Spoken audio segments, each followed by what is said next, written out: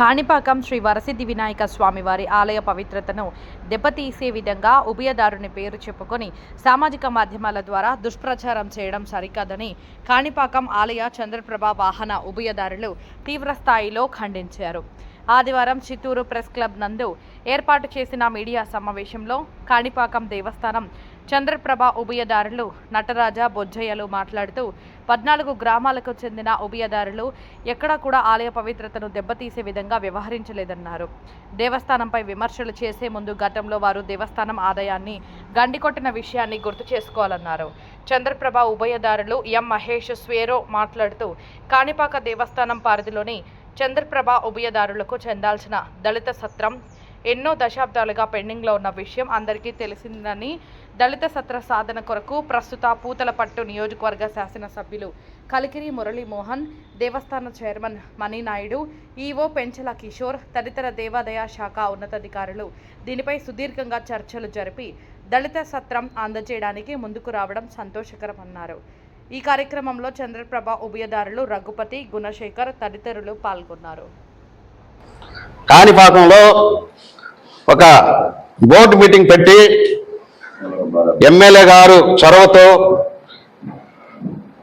AE గారు కానీ, chairman గారు కానీ, ఏఈఓ గారు కానీ, బోర్డు సభ్యులు కానీ అందరూ ఏకగ్రంగా ఆమోదించి మాకు ఏప్రిల్ 14వ తేదీ దళిత సత్రాలని 2-3 మరగదాంబిక దళిత సత్రాలని మీకు హ్యాండ్ ఓవర్ చేస్తామనేసి ఒక మాట ఇవ్వడం జరిగింది.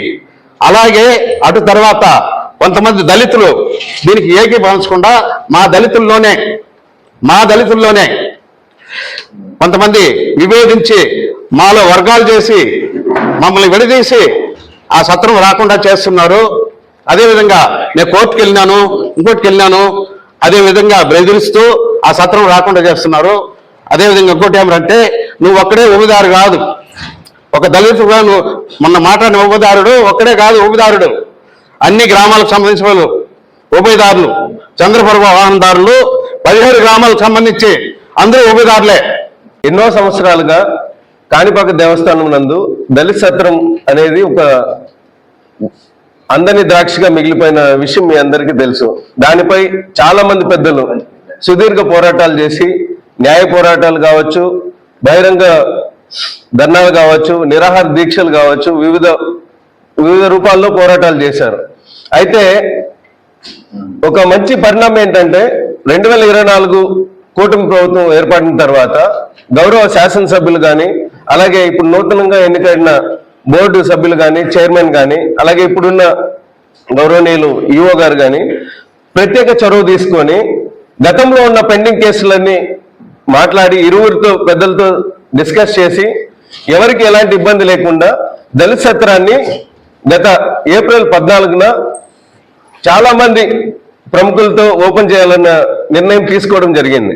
అయితే యథావిధిగా ఒక మంచి కార్యక్రమం అనుకున్నప్పుడు ఖచ్చితంగా కొన్ని దుష్ట శక్తులు అనవచ్చు, లేదా ఇతర కుట్రలు అనేది కామనే. అలాగే మా చంద్రప్రభ ఉభయదారులో కూడా ఒక అనుకోకుండా కొన్ని సంఘటనలు జరుగుతున్నాయి.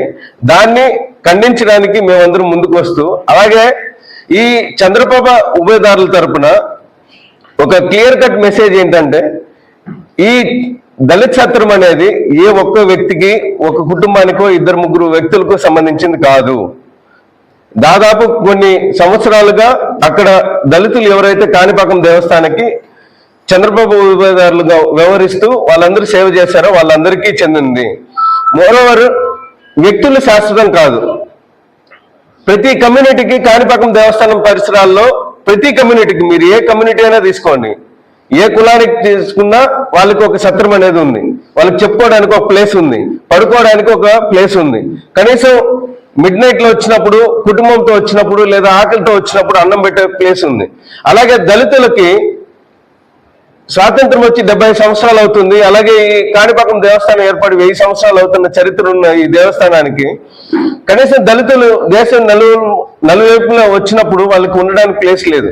ఇవన్నీ దృష్టిలో పెట్టుకొని గౌరవ శాసనసభ్యులు గారు, అలాగే మా ఉభయదారుల నుంచి ఎన్నికైన గౌరవ చైర్మన్ గారు, అలాగే సీనియర్ మోస్ట్ అధికారి అయినటువంటి జెడ్పీ సీఈఓగా పనిచేసి వచ్చినటువంటి పెంచల కిషోర్ గారు అందరూ కలిసి ఎవరికి ఎలాంటి ఇబ్బంది లేకుండా ఇప్పుడు దళిత సత్రాన్ని కేటాయించడానికి నిర్ణయం తీసుకున్నారు. దీనికి కొందరు కావాలని అడ్డుపడుతున్నారు. ఇది పూర్తిగా వ్యక్తిగత విభేదాలతో లేదా కొన్ని కుట్రలతో జరుగుతున్న చర్య ఇది.